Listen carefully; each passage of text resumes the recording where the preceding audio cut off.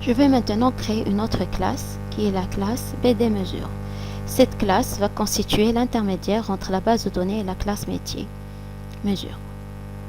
BDMesure. Je vais déclarer deux attributs. Un premier attribut de type MyHelper, la classe que nous venons de créer, et le deuxième qui est de type SQLite Database, c'est un type spécial, DB. J'ai besoin d'un constructeur, donc je vais générer un constructeur. J'ai besoin d'un constructeur par défaut. Le constructeur par défaut, au moment de l'instanciation de cette classe, la base de données sera créée. Donc automatiquement ici, le helper, je vais l'instancier égal à new myHelper. Alors, premier élément, c'est le contexte. Or, je ne peux pas lui dire comme quoi c'est le contexte applicatif. Je suis au niveau d'une classe. Ce que je peux faire, c'est que je vais déclarer ici un objet de type contexte. C'est l'objet contexte. Il sera fourni à myHelper. Au moment de l'instanciation de la classe, on fournira le contexte souhaité. Donc, h égale à new myHelper, c'est deuxième information, c'est le nom de la base de données. La base de données, je vais l'appeler mes mesures. Troisième information, c'est factory. Ça ne nous intéresse pas, donc je vais fournir nul. Et si on souhaite, le numéro, la version plutôt de la base de données. Donc, au moment de la création, le helper sera instancié.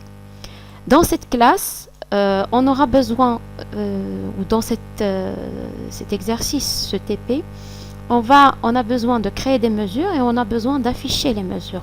Donc, pour créer les mesures dans la base de données, on aura besoin d'exécuter une instruction insert. Et pour pouvoir les consulter, on a besoin d'exécuter une instruction select. Donc, on a besoin de deux méthodes ici. Une première méthode, public void ajouter, qui va recevoir un objet mesure, d'accord, et qui va l'insérer au niveau de la base de données. Une deuxième méthode qui est la méthode que nous allons appeler getList. Cette méthode va nous retourner une liste de mesures à partir de la base de données. Donc cette liste de mesures, je peux la stocker, donc ArrayList, dans un objet ou dans un ArrayList typé mesure.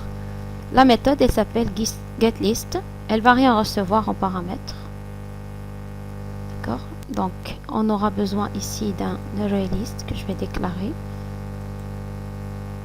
et que je vais remplir à partir de la base de données.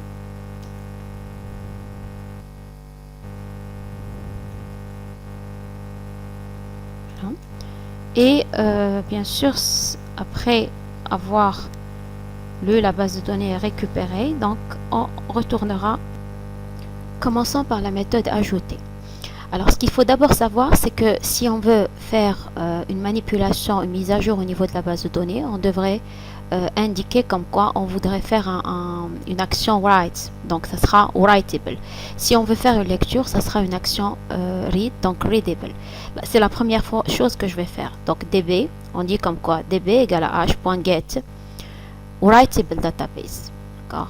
Au niveau de la lecture ici, on dira comme quoi db égale à h.readable database.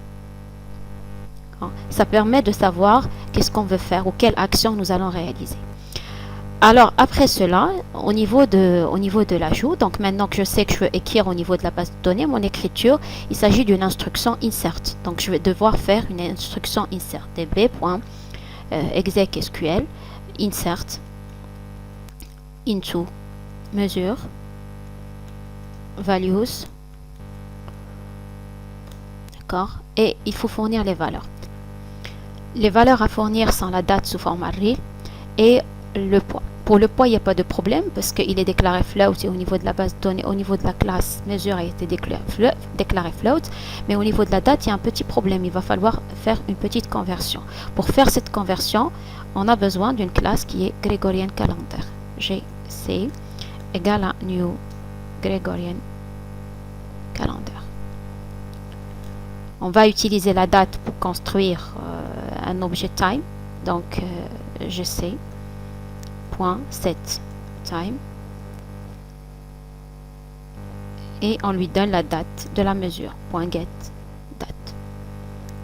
à partir de cet objet, on peut obtenir sous forme langue le nombre de millisecondes qui se sont écoulés depuis le 1 1970 qui est date de référence en informatique. Donc langue L égale new égale à plutôt gc point get time en millisecondes, ce qui va nous permettre d'obtenir le nombre de millisecondes écoulés. Et c'est ce L-là qui sera utilisé au niveau de la base de données. Donc, on va dire 100 plus le L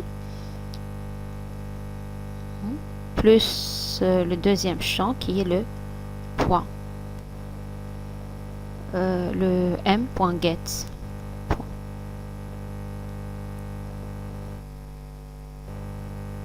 Donc voilà, notre requête, elle est maintenant bien structurée. Le L qui représente la date de la mesure et le getPoids qui représente le poids de la mesure. Donc notre objet, ou suite à cela, donc l'ajout sera effectué. Alors maintenant, passons à la lecture. Pour pouvoir lire, on a besoin d'un objet curseur. Donc on va déclarer curseur. C égale db.rawQuery pour pouvoir faire une requête de sélection. Notre requête select étoile from mesure. Alors dans notre cas, on va récupérer toute la liste des mesures. On n'a pas de condition, donc ici c'est nul. Quand il y a une condition where ici, donc automatiquement on met where et on met les conditions avec les points d'interrogation et les valeurs ou les valeurs pour les paramètres seront récupérées ici après la virgule. Donc dans notre cas c'est nul. Nous allons faire une boucle pour la lecture de notre curseur. Donc c.move to first d'abord. Pardon. Move to first. While boucle de lecture. While not c point is after last. Mais la boucle. Et bien sûr, juste avant que ça boucle, on doit .move next. On doit passer au suivant. Donc c'est un curseur, c'est un jeu d'enregistrement qui va être en mémoire, qui va nous permettre de consulter la liste des objets, la liste des enregistrements qui se trouvent au niveau de la base de données. Donc ça c'est notre boucle de lecture. Maintenant, au niveau de chaque fois que nous allons lire, ou pour pouvoir récupérer ce qui a été lu, alors on a deux objets. On a le premier qui sera récupéré en tant que langue. Donc langue L égale à cure.get cure, j'ai appelé C. C.get langue. Et je donne ici la position de la colonne. Donc première colonne 0, deuxième colonne 1. Je peux aussi donner le nom de la colonne. Donc j'ai ici deux colonnes, c'est facile à retenir les positions, donc première et deuxième colonne. Nous avons aussi la deuxième, le point, donc qui est float, P égale à c.getFloat 1.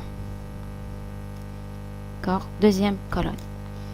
Bien sûr, à partir de l'objet langue, il va falloir, ou à partir du type langue, de la variable L, il va falloir convertir en date. C'est très facile de convertir. Donc, date D égale à new date. À partir du nombre de millisecondes, je peux très bien récupérer ou créer une date. Bien sûr, date, il va falloir le package java. Pardon, c'est pas ça.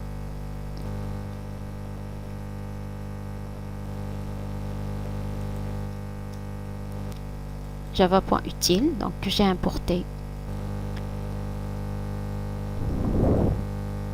Donc maintenant, on peut créer un objet mesure. Donc mesure M à partir de ces deux éléments. New mesure. Je crée un objet mesure parce que j'ai besoin de le stocker au niveau de l'ArrayList qui prend des mesures, qui est une liste de mesures. Donc new mesure, je vais utiliser bien sûr mon constructeur. Je lui donne le D qui est la date et je lui donne le P qui est le poids. Et après, je lui dis de rajouter cela dans l'ArrayList. Voilà. Ainsi, ça sera, je ne dois pas oublier de fermer le curseur pour pouvoir libérer la mémoire, parce que c'est très consommateur en mémoire, et je dois retourner mon ArrayList. Voilà, donc la classe BD mesure est terminée.